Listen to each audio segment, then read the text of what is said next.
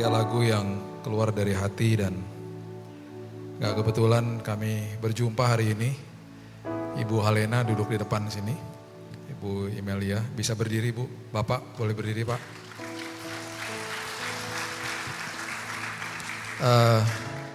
Boleh berdiri dulu, jangan duduk dulu. Tadi kita sudah berdoa. Saya percaya kesembuhan sudah terjadi sama Ibu.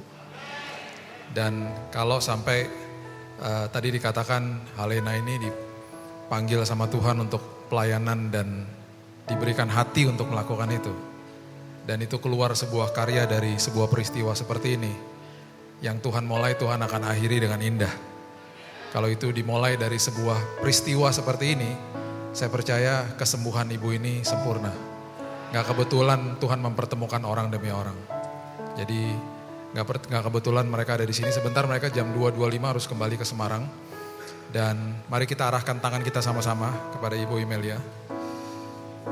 Kita berdoa bersama. Tuhan, aku percaya bahwa semua bilur-Mu yang Kau sudah siapkan dan berikan untuk kami terjadi atas hidupnya pada saat ini.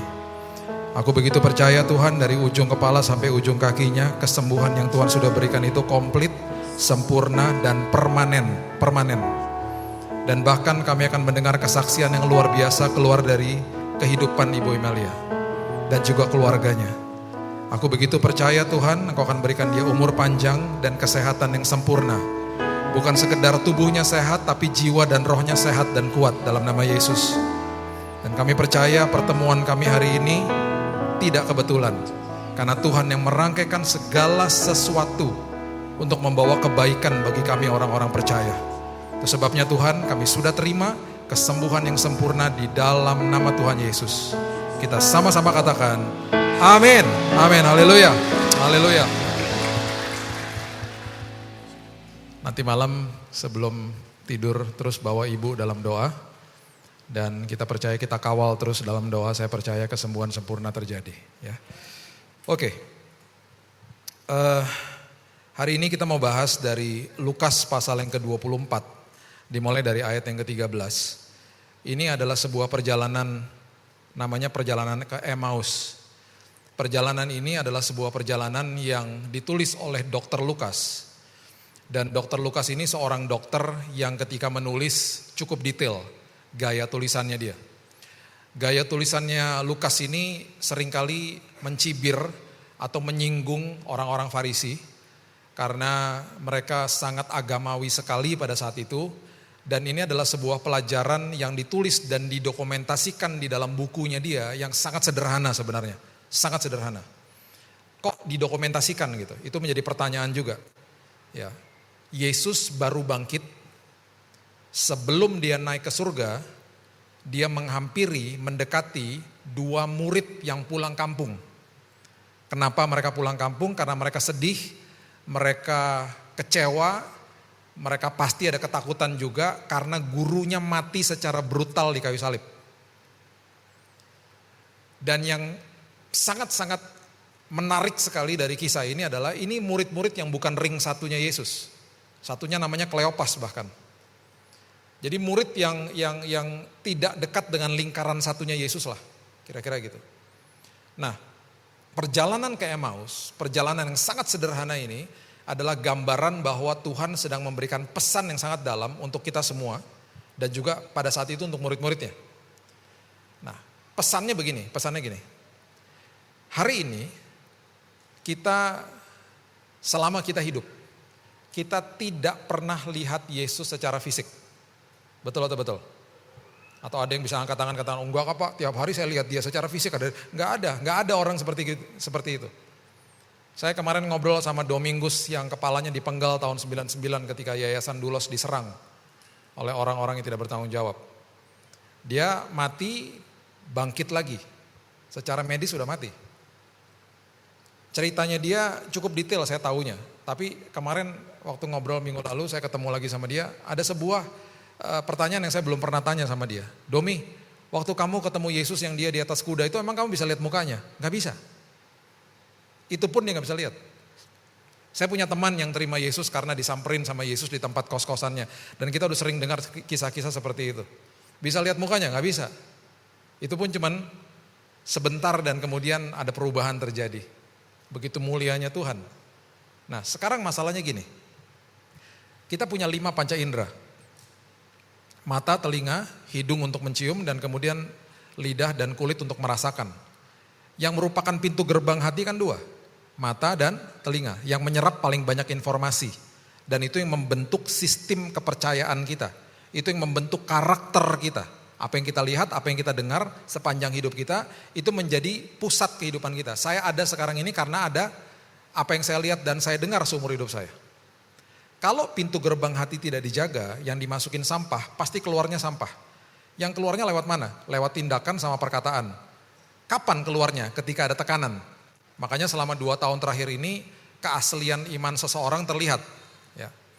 Nah, dari 2 pintu gerbang hati ini, yang paling hebat, yang paling berkuasa, yang paling bisa dikatakan paling menyerap banyak informasi dan kemudian membentuk kepercayaan kehidupan, itu sebenarnya mata. Contoh, ada orang bilang begini misalnya, aku dengar di mall itu ada diskon katanya. Terus temannya bilang gini, enggak, bohong itu. Aku udah kesana, udah lihat sendiri, enggak ada. Langsung orang yang tadinya dengar percaya, oh oke. Karena penglihatan itu akan menaklukkan sebuah pendengaran sebenarnya, secara panca indera, secara daging manusia. Nah sekarang masalahnya gini, kita kan gak lihat Yesus secara fisik. Dan kita semua diminta untuk percaya kepada dia, hanya dengan mendengarkan suara dia. Itu pun gak audible. Jadi betul susah untuk manusia untuk mengerti dan untuk mau percaya, karena orientasi yang ada di depan matanya manusia tiap hari adalah apa? Masalah, penyakit, kesulitan hidup, kematian, dan seterusnya dan seterusnya. Pandemi, itu yang kita lihat kan. Sementara terus dikasih tahu, percaya, percaya, percaya. Lama-lama manusia keok akhirnya. Udahlah gak bisa deh. Gak tahan deh. Karena suara yang didengar pun bukan audible dari Tuhan. Lewat apa? Pemberitaan firman Tuhan seperti begini. Itu pun harus disortir. Mana yang benar, mana yang tidak. Pembacaan firman Tuhan kan kalau kita baca firman Tuhan sering sekali manusia kalau baca kan begini. Harusnya kan baca supaya telinga dengar. Iman timbul akan pendengaran akan firman Allah. Makanya saya selalu katakan ibu-ibu yang sedang hamil, bacain tuh firman Tuhan sama anak yang di kandungan. Ketika anak-anak masih kecil, bacakan firman Tuhan kepada telinga mereka. Jangan pernah berpikir bahwa mereka gak ngerti. Tidak, firman tidak kembali dengan sia-sia. Karena firman. Saya gak pernah lupa anak saya Keaton ini waktu dia umur 5 tahun, satu sekolah keracunan makanan. Kena keracunan bubur ayam. Ayamnya rusak. 60 anak masuk UGD. Saya dipanggil ke rumah karena ini anak juga udah muntah-muntah sama buang-buang air. Istri saya lagi di luar negeri. Mbaknya telepon saya, Pak cepetan pulang Pak. Guru udah telepon saya bilang, Pak ini anak kok cuman dia yang belum masuk nih Pak, apakah dia oke? Saya bilang enggak, saya juga dengar kabar dia lagi enggak baik, saya lagi mau pulang, saya bilang gitu. Sampai di rumah mbaknya ngomong gini, itu anak udah gak bisa ngomong sampai saya di rumah, udah biru mukanya. Mbaknya bilang gini, mbaknya bukan orang percaya. Pak tadi saya ditarik tangan saya, disuruh taruh di atas kepalanya dia. Kemudian saya disuruh mengucapkan dalam nama Tuhan Yesus ada kesembuhan. Mbak ucapin gak? Ya ucapin lah Pak, saya ketakutan dia bilang gitu. Bukan orang percaya. Saya bawa anak saya ke UGD yang berbeda karena tempat UGD satunya udah penuh sama teman-temannya. Sampai di sana panasnya turun, dikasih obat sama dokter. Dokter bilang ini biarkan dia tidur Pak. Kalau 1 jam dia tidak muntah, tidak buang-buang air, kalau dia bangun Bapak bawa dia pulang aja. Betul dia tidak terjadi apa-apa, saya bawa pulang, dokter pesan. Kalau sampai muntah atau buang-buang air lagi, segera bawa kita opname Pak. Oke dok. Saya pulang ke rumah, jam 4 sore sampai di rumah saya tidur sama dia. Saya kebangun jam 7 malam sama-sama dia, ketiduran kita berdua. Jam 7 malam dia minta makan, dia lari-larian, dia satu-satunya anak yang tidak masuk rumah sakit. Kenapa? Karena dalam kondisi yang bahaya, dalam kondisi yang tertekan, ketika orang tuanya tidak ada di depan dia, firman yang terus didengungkan di kepalanya dia, di dalam kehidupan dia baru 5 tahun saat itu, keluar. Dia minta orang yang bukan orang percaya untuk doakan dia. Imannya menyelamatkan dia. Makanya firman itu luar biasa sebenarnya. Terus kita dengar apa lagi? Dari kesaksian orang. Kemudian kita dengar dari suara Roh Kudus, itu pun kita harus melatih pendengaran rohani kita. Jadi Tuhan tahu betapa sulitnya momen atau era kehidupan saat ini. Itu sebabnya ada perjalanan ke Emmaus. Itu sebabnya seolah-olah sepertinya Tuhan lagi berikan latihan kepada kedua muridnya dan juga contoh pewahyuan untuk kita semuanya. Ya, itu dasar daripada perjalanan ke Emmaus. Lukas 24 ayat 13. Pada hari itu juga 2 orang dari murid-murid Yesus pergi ke sebuah kampung bernama Emmaus. Terletak kira-kira 7 mil jauhnya dari Yerusalem. 7 mil itu kira-kira 11 kilo. Mereka bercakap-cakap tentang segala sesuatu yang telah terjadi ketika mereka sedang bercakap-cakap dan bertukar pikiran. Datang Yesus sendiri mendekati mereka lalu berjalan bersama-sama dengan mereka. Lukas menggunakan kalimat-kalimat atau kata-kata seperti begitu. Mendekati mereka. Bapak yang si bungsu terhilang berlari menghampiri dia. Dia menyinggung orang-orang Yahudi pada saat itu. Khususnya Farisi. Karena bapak-bapak pada saat itu banyak yang kaku sama anak-anaknya. Dia ingin menggambarkan betapa penuh dengan kasih karunia Tuhan kita. Ya, dia menggunakan kosakata seperti begini. Nah, ayat 16 dan ayat 17 ini adalah inti daripada pelajaran yang Lukas mau berikan kepada kita. Ayat 16 mengatakan begini. Tetapi ada sesuatu yang menghalangi mata mereka sehingga mereka tidak dapat mengenal Yesus. Dibutain matanya. Ini yang saya katakan. Karena sebentar lagi ketika Yesus sudah bangkit, sebentar lagi dia akan naik ke surga. Murid-muridnya tidak akan lihat dia lagi secara fisik. Apalagi kita. Jadi dibutain nih mata mereka. Kayak sebuah latihan nih, perjalanan sama Yesus tanpa mereka melihat secara fisik. Yesusnya ada, jalan. Sama seperti kita hari ini, dia jalan bersama kita kok. Tapi kita dibutain, gak bisa lihat mata kita secara fisik. Yesus berkata kepada mereka, apakah yang kamu percakapkan sementara kamu berjalan, maka berhentilah mereka dengan muka muram. Cukup detail, Lukas menulis karena dia mau supaya ketika ada sanggahan bahwa kan mereka lagi jalan, mereka kan tidak sadar itu Yesus yang jalan sama dia. Enggak, mereka berhenti kok. Mereka saling tatapan, betul-betul mereka dibutakan matanya. Ayat yang ke-18. Seorang dari mereka namanya Kleopas. Ini bukan ring satunya. Menjawabnya, adakah engkau satu-satunya orang asing di Yerusalem yang tidak tahu apa yang terjadi di situ pada hari-hari belakangan ini? Kata Yesus kepada mereka, apakah itu? Jawab mereka, apa yang terjadi dengan Yesus orang Nazaret? Dia adalah seorang nabi berkuasa dalam pekerjaan dan perkataan di hadapan Allah dan di depan seluruh bangsa kami. Tetapi imam-imam kepala, pemimpin-pemimpin kami telah menyerahkan dia untuk dihukum mati. Dan mereka telah menyalibkannya, padahal kami dulu tuh mengharapkan bahwa dia yang datang untuk membebaskan bangsa Israel, membebaskan saya, membebaskan kita. Tetapi sementara telah lewat 3 hari sejak semuanya itu terjadi. Udah, dia mati sudah, selesai udah harapan kami.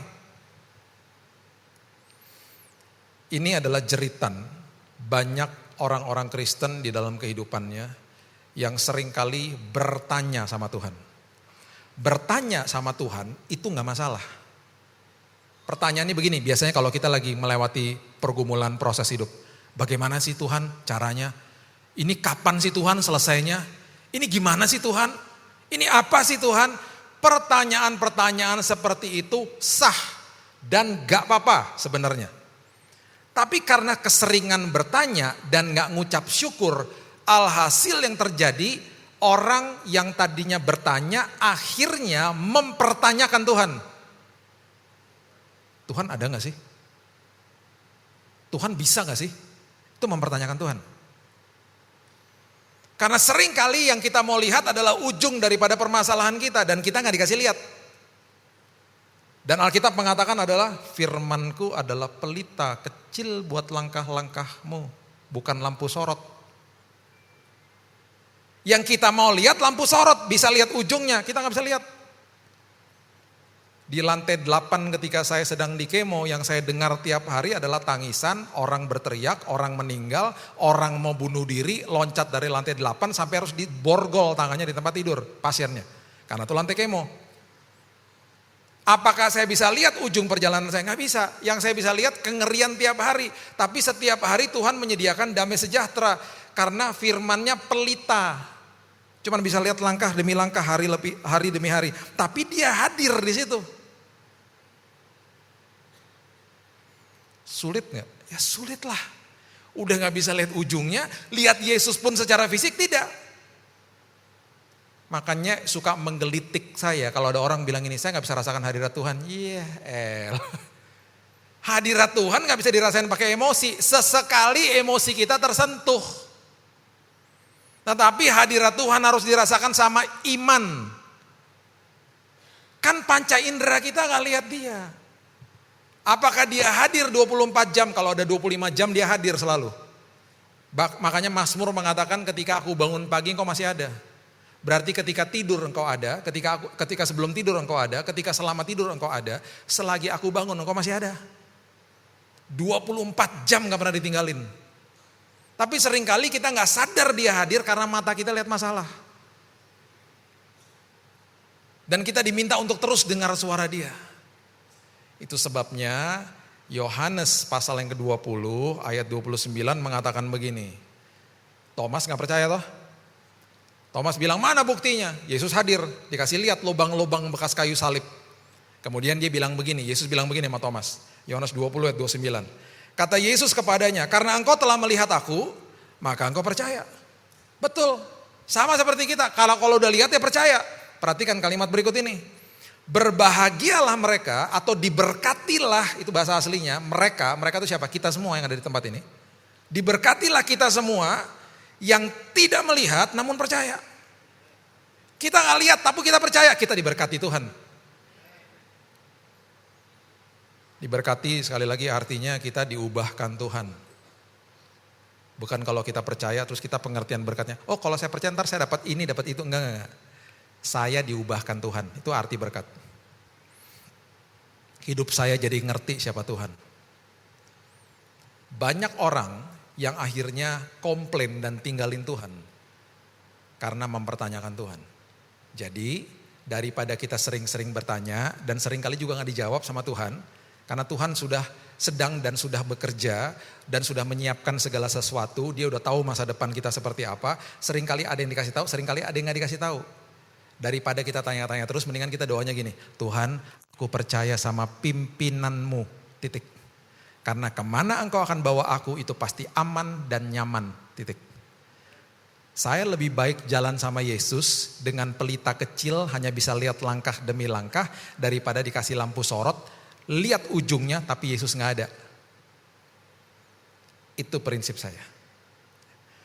Oke, kita terusin ya ayatnya yang ke-22 sampai 24. Firman Tuhan katakan gini, tetapi beberapa perempuan dari kalangan kami telah mengejutkan kami. Pagi-pagi buta mereka telah pergi ke kubur, tidak menemukan mayatnya Yesus. Lalu mereka datang dengan berita bahwa telah kelihatan kepada mereka malaikat-malaikat yang mengatakan bahwa ia hidup. Katanya dia udah hidup, udah bangkit. Dan beberapa teman kami telah pergi ke kubur itu mendapati bahwa memang benar yang dikatakan perempuan-perempuan itu, tetapi Yesusnya tidak mereka lihat. Seperti jeritan orang Kristen lagi, katanya gitu Pak, katanya gini, katanya gitu, katanya Yesus bisa. Katanya begitu, katanya begitu. Gak bisa kita hidup katanya-katanya, gak bisa. Kita hidup harus ngalami dia, betul-betul ngalamin sendiri. Dan setiap kita ketika masuk ke dalam sebuah proses, itu selalu ada prinsip yang namanya kita sedang ditanam sama Tuhan sebenarnya. Contohnya gini, kita kalau baca Mazmur, kita pasti suka dengan kalimat ini, Mazmur 1. Kita seperti pohon yang ditanam di tepi aliran air, betul? Terus kita suka baca ayat itu, karena gini ngomongnya gini, indah banget. Berbuah pada musimnya, daunnya tidak akan layu, apapun yang diperbuatnya berhasil. Kita kalau baca, yes! Kita pikir itu terjadi secara organik, kita lupa ada kata apa, ditanam. Di tepi aliran air. Ditanam tuh gak enak. Ditanam tuh di bawah tanah. Letaknya sama seperti bangkai. Ayo.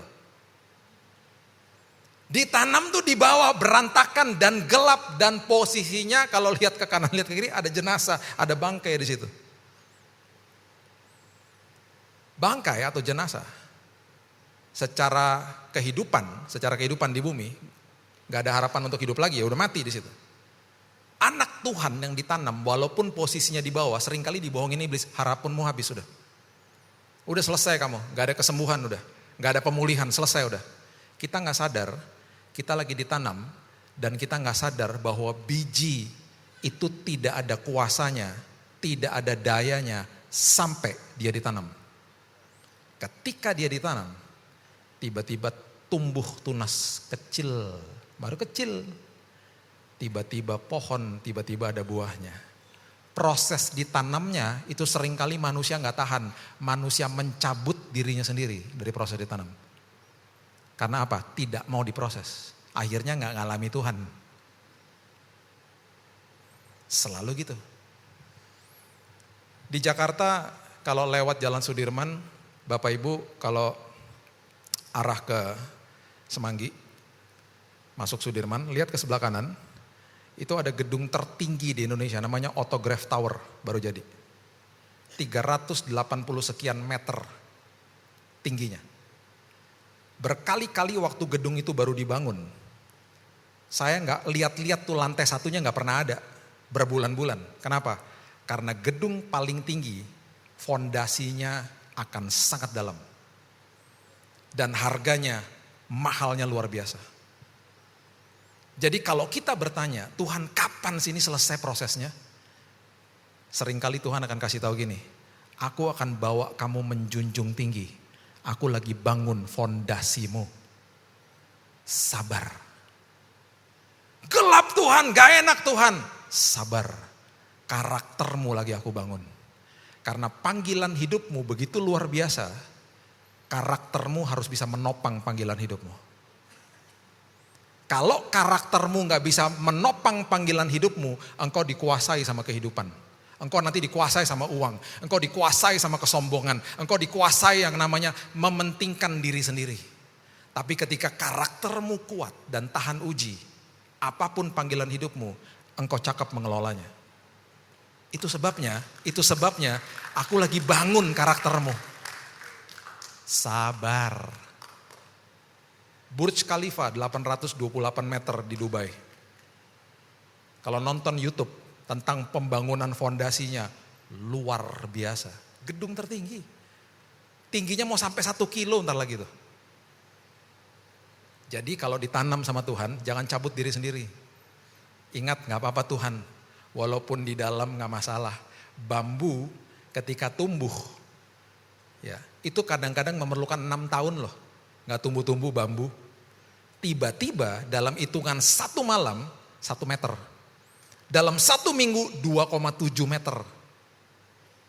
Nunggunya lama. Yusuf waktu dibuang umurnya sekitar 17 tahun. Jadi orang terpenting di Mesir umur 30. 13 tahun ditanam, di penjara malah. Tanamnya di penjara. Dibebaskan karakternya. Awalnya sombong. Karena mimpinya dikasih tahu sama kakaknya, boasting. Nanti aku mimpi gini, kamu nyembah aku gini-gini ya. Kesel lah kakaknya. Ditanam dulu. Baru jadi pemimpin. Daud sama aja. 20 tahun sejak diurapi sampai jadi raja, 20 tahun. Jadi kalau lagi diproses sama Tuhan, bilang Tuhan terima kasih. Sebentar lagi aku jadi tahan uji. Aku jadi orang-orang yang punya karakter dan terlebih daripada itu aku ngalami Tuhan. Bukan katanya lagi. Ayat 25. Lalu ia berkata kepada mereka, hai kamu orang bodoh, betapa lambannya hatimu sehingga kamu tidak percaya segala sesuatu yang telah dikatakan para nabi. Bukankah Mesias harus menderita semuanya itu untuk masuk ke dalam kemuliaannya?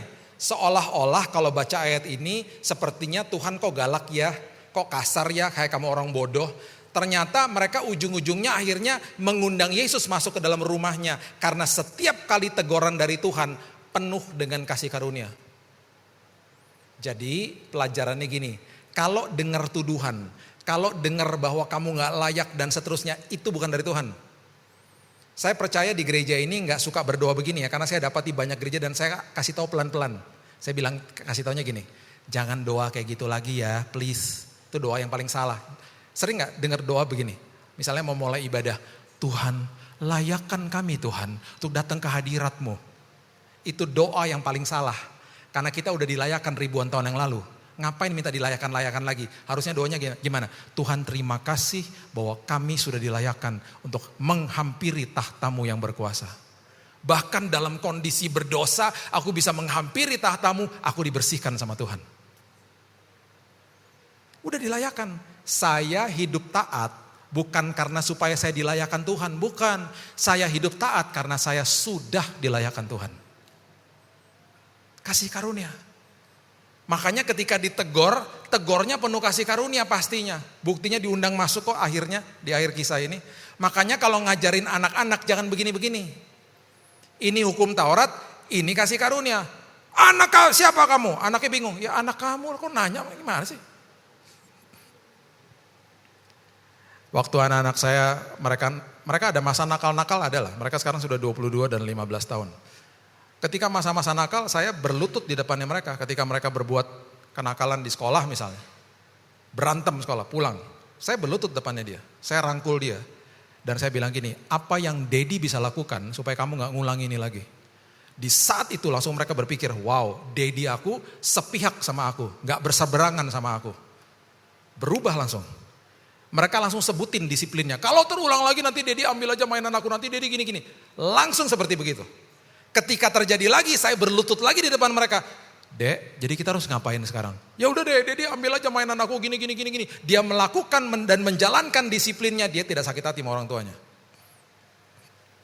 Yang terjadi adalah seperti Alkitab katakan bertumbuh di dalam kasih karunia. Ketika mereka bertumbuh di dalam kasih karunia, ketika orang tuanya tidak ada di rumah, mereka tidak nakal bukan karena takut sama orang tuanya, tapi karena menghormati orang tuanya. Ketika manusia mengalami kasih karunia Tuhan, manusia otomatis tidak mau berdosa lagi. Karena kasih karunia bukan tiket buat dosa. Kasih karunia adalah pembebasan atas dosa. That's grace. Itu kasih karunia. Kita terusin ya. Ayatnya yang ke-27 mengatakan begini. Ini ayat yang saya paling iri. Kalau iri rohani ya ini saya ayat ini. Karena Yesus berkhotbah kepada kedua muridnya live. Lalu Yesus menjelaskan kepada mereka apa yang tertulis tentang dia dalam seluruh kitab suci. Mulai dari kitab-kitab Musa dan segala kitab nabi-nabi. Dia berkhotbah live kepada mereka. Wow. Tahun 2018 sebelum pandemi. Saya antar anak saya ke sekolah. Anak saya Keaton ini saya antar ke sekolah. Saya kalau pagi supirnya dia. Dia bos saya kalau pagi ya. Saya antar dia ke sekolah, sampai mau dekat sekolah dia bilang gini, Daddy jangan drop aku di sekolah, drop aku di soccer field, di lapangan bola karena ada pertandingan bola katanya di situ. Oke bos. Sampai di sana dia sebelum turun dia bilang gini, Dad, nanti kan sebelum pulang Daddy lewat sekolahnya aku, dropin dong tasnya aku karena berat. Kenapa sih tas anak sekolah sekarang berat-berat? Apa cuma anak saya aja? Kayak diisi batu kali itu enggak? Berat banget. Sama Pak ya? Bukan anak saya aja. Bawa apaan tuh mereka ya? Nah, waktu saya lagi on the way ke sekolahnya dia, bos yang lebih besar, komisaris utama telepon saya. Siapa itu? Istri. Sayang, itu anak lupa makan breakfast. Itu rotinya ketinggalan di meja tadi gak dimakan. Pasti ntar kelaparan habis main bola. Kamu tolong beliin roti, taruh aja di dalam tasnya. Supaya nanti pas dia sampai sekolah dia makan. Oke bos. Saya sampai Indomaret, ada Indomaret, saya beliin roti 2, saya masukin dalam tasnya dengan harapan nanti dimakan sama dia. Saya kasih ke satpam, saya pulang. Siang hari waktu jemput dia, pertanyaan pertama saya itu dong. Dek, Keaton, did you eat your bread? Kamu makan gak roti kamu tadi di tas kamu? Dia gini, itu dari Daddy ya? Iya, ya mana aku tahu. Aku tadi sempat keluarin dari tas, sempat nanya sama teman-teman, ini ada yang punya gak? Aku takutnya ada yang salah masukin. Karena waktu tadi pagi berangkat gak ada roti di dalam tas. Ya oke lah. Tapi kamu makan dong. Harusnya kamu makan, itu kan punya kamu, ada di dalam tas kamu. Belum tentu. Kan Daddy yang kasih tahu. Kalau gak tahu sumbernya dari mana jangan dimakan. Ya bener juga ya. Bener loh. Terus dia bilang gini. Dulu pernah diajarin. Kalau makanan kita gak tahu sumbernya dari mana tuh bahaya. Bisa-bisa narkoba kan. Kan Daddy yang ngajarin. Kok ngelanggar peraturan sendiri? Ya bener juga. Iya bener deh. Terus dia ngomong apa tau gak? Daddy punya WhatsAppnya aku gak? Punya. Lain kali WhatsApp. Tulis. Dek, ada roti, makan. Beres kan? Dah, katanya.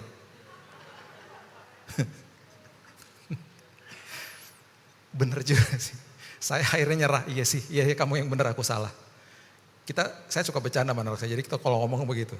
Udah pas perjalanan pulang, udah mau sampai rumah dibilang gini, Dad, aku ya cuman percaya sama kata-katanya Dedi sama Mami. Kalau di luar itu aku gak mau denger. Makanya Dedi gak usah kasih tahu aku kalau hari ini atau besok tiba-tiba ada yang jemput ke sekolah. Dan aku belum dengar kabar apa-apa dari Dedi atau Mami mengatakan bahwa nanti yang jemput kamu ini atau itu. Aku gak akan naik ke mobilnya. Karena aku percaya sama kata-kata Dedi.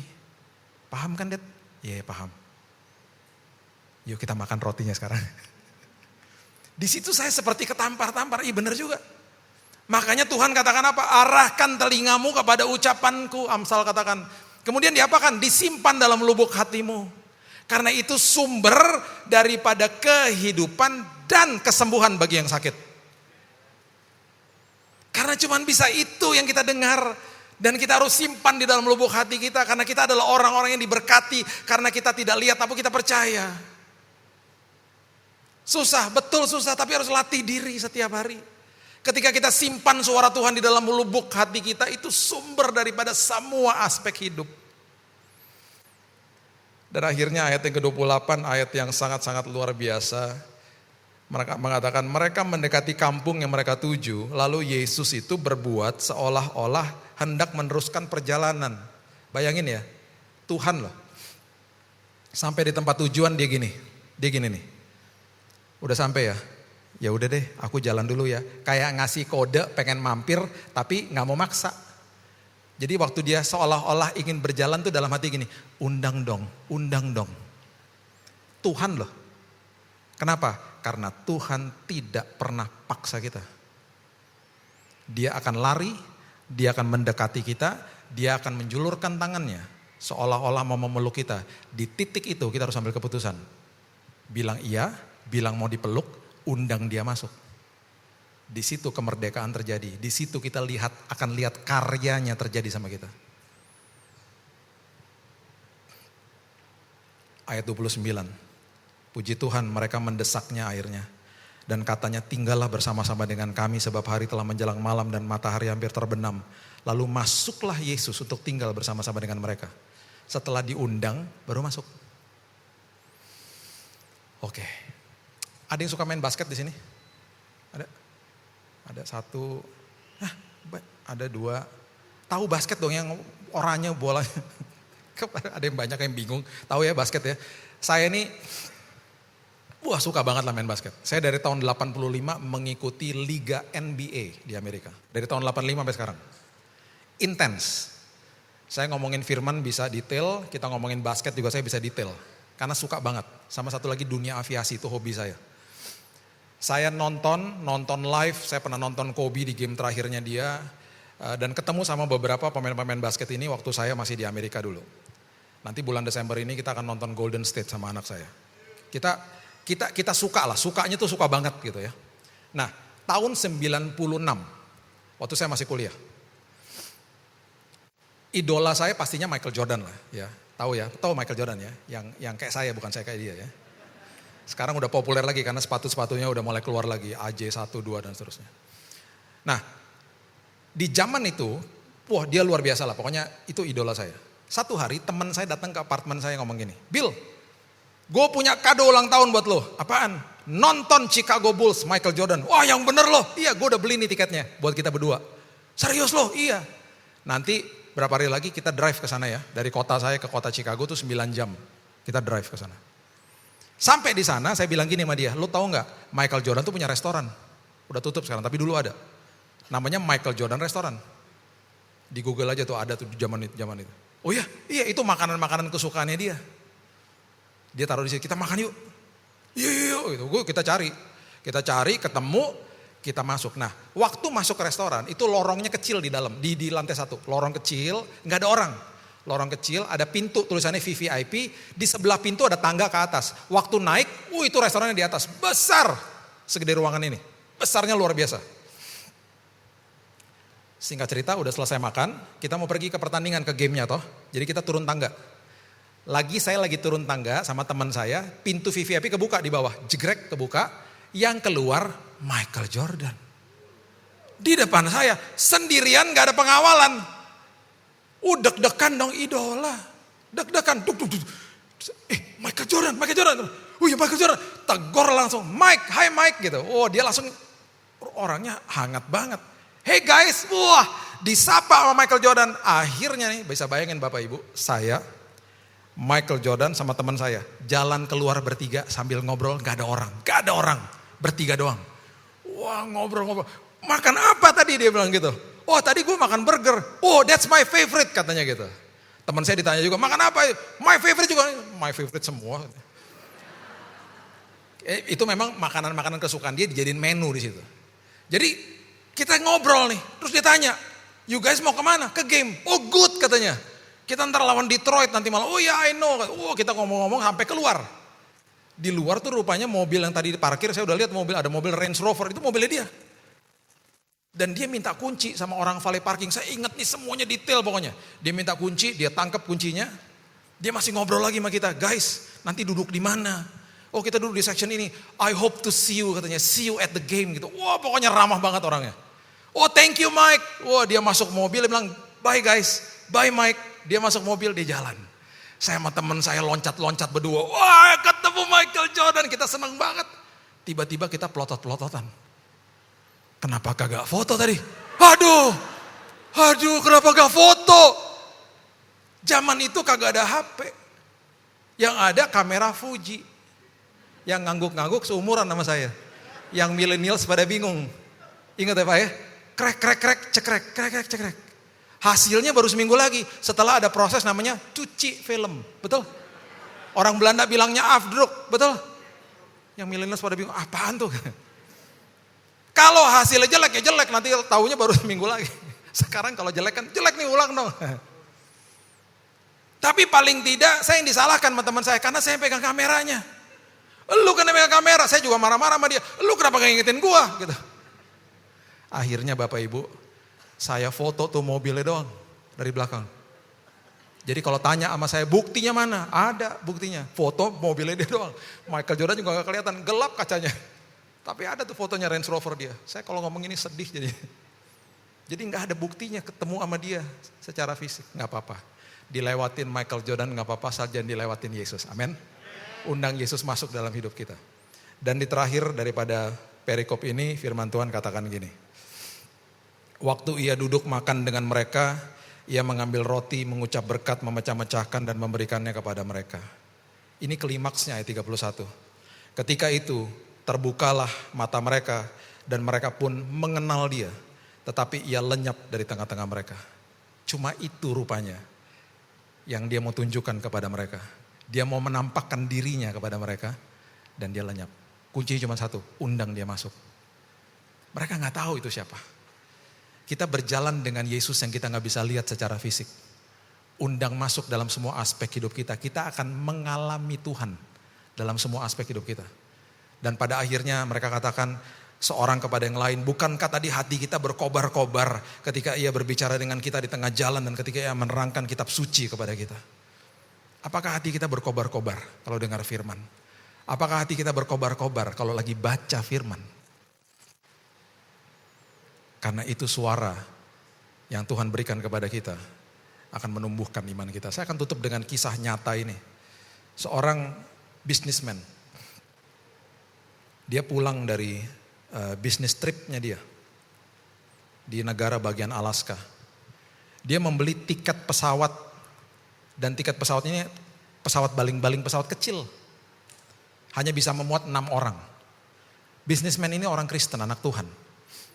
Akhirnya waktu mereka masuk ke dalam pesawat itu hanya dia, temannya dan pilotnya. Udah cuma mereka bertiga. Gak ada yang lain. Mereka terbang. Selama 10 menit pertama semuanya oke-oke aja. Tiba-tiba setelah 10 menit ada badai, ada petir, terjadilah goncangan-goncangan di pesawat itu. Pilotnya tiba-tiba bilang begini sama si bisnismen ini, tolong doakan saya. Kenapa? saya ini seringkali disorientasi kalau lihat badai. Lah gimana? Kok jadi pilot? Terus dia bilang lagi yang mengerikan, dia bilang gini, tolong doakan saya. Karena kalau ada badai, saya punya kecenderungan pengen mau pingsan. Katanya. Lah gimana? Dia kenapa terbang dong tadi? Terus dia bilang gini, tadi ramalan cuacanya baik-baik aja. Tapi di sini suka berubah cepet. Jadi tolong doakan saya. Abis dia ngomong gitu, beneran pingsan Bapak Ibu. Panik dong. Si bisnismen temannya panik dong. Mereka cepat-cepat meraih radio yang ada di kokpit. Mereka panggil dengan keras, Mayday, Mayday, tolong kami, tolong kami. A distress call. Ada lewat pesawat Boeing 747, pesawat kargo yang sedang lewat di situ. Pilotnya menangkap suara mereka. Ada apa Pak? Pilot kami pingsan. Tolong kami Pak. Sebentar ya Pak, saya sambungkan dengan menara terdekat, dengan airport terdekat. Kira-kira 1-2 menit kemudian ada suara masuk ke kokpit itu. Pak, saya dari menara, dari airport terdekat Pak. Saya sudah mendapatkan informasi tentang Bapak. Pak, saya bisa lihat Bapak di radar saya, Bapak gak bisa lihat saya. Sama seperti Tuhan mengatakan hari ini, saya bisa lihat kamu, kamu gak bisa lihat saya. Kemudian suara itu mengatakan begini, Pak, dengerin suara saya Pak. Saya udah punya buku manual di depan saya untuk pesawat Bapak. Saya akan bawa Bapak mendarat dengan selamat. Saya akan kasih tahu sama Bapak cara memutar tombol-tombol dan lain sebagainya. Saya akan bawa Bapak mendarat dengan selamat. Di depan Bapak akan ada gunung Pak. Tapi saya akan bawa Bapak manuver kiri kanan. Bapak akan selamat Pak. Pesan saya hanya satu. Jangan lihat keluar. Jangan lihat badainya Pak. Fokus sama instrumen Bapak. Fokus sama suara saya. Singkat cerita, pesawat itu akhirnya mendarat dengan selamat. Walaupun tertangkap CCTV sampai bouncing 7 kali. Karena memang dia bukan penerbang. Bapak itu trauma, dia turun dari pesawat, dia segera check-in ke hotel terdekat malam hari itu untuk istirahat. Sebelum dia tidur, ada ketukan di kamar dia.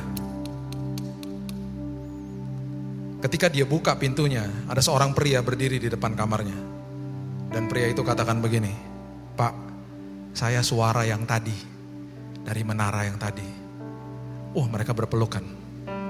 Wah terima kasih Pak, terima kasih udah tolong saya. Si pria dari tower itu, dari menara itu katakan gini, Pak, Bapak hebat Pak. Bapak dengerin suara saya, Bapak mendarat dengan selamat. Saya cuma mau kasih tahu Pak, saya pernah ngalami hal serupa. Tetapi pilotnya crash, pesawatnya jatuh Pak.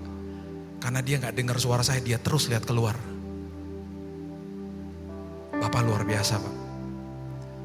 Bapak Ibu, satu hari nanti kita akan berjumpa dengan suara itu, yaitu Tuhan. Kita akan berpelukan sama dia. Dan di hari itu dia akan katakan, luar biasa engkau. Sepanjang hidupmu engkau dengar suaraku. Dan hari ini engkau pulang dengan selamat. Engkau kembali ke dalam jalan yang benar. Karena engkau selalu dengar suaraku. Listen to the voice. Karena hanya itu yang menjadi pegangan daripada iman kita. Simpan di dalam lubuk hati kita. Karena itu sumber daripada kehidupan dan juga kesembuhan bagi yang sakit. Saya percaya kita adalah orang-orang yang sangat diberkati Tuhan. Karena kita tidak lihat dia, namun kita percaya. Berikan tepuk tangan kita untuk Tuhan kita. Haleluya. Bapak terima kasih buat hari yang dahsyat ini Tuhan, buat hadirat Tuhan. Hamba-Mu stop sampai di sini, tapi suara Tuhan terus berkumandang di hati kami. Dan itu suara Tuhan yang senantiasa kami mau simpan di kedalaman hati kami. Karena itu sumber dari kehidupan dan kesembuhan. Dan kami akan jaga suara itu Tuhan, jaga kebenaran itu. Supaya tidak keluar dari hati dan pikiran kami. Thank you Lord, thank you for the voice. Terima kasih Tuhan buat suara-Mu. Ajari kami Tuhan supaya kami berpegang teguh kepada iman percaya kami kepada Tuhan. Dan setiap kami akan dibawa pulang dengan selamat. Setiap kami akan diarahkan Tuhan ke dalam jalan kebenaran, karena kami mendengar suara Tuhan. Materaikan firman ini, dan kami akan sampai ke seberang dengan selamat. Di dalam nama Tuhan Yesus. Sudah berdoa dan mengucap syukur? Kita sama-sama katakan, amin. God bless you. Terpujilah Tuhan Yesus, ditinggikan di atas pujian.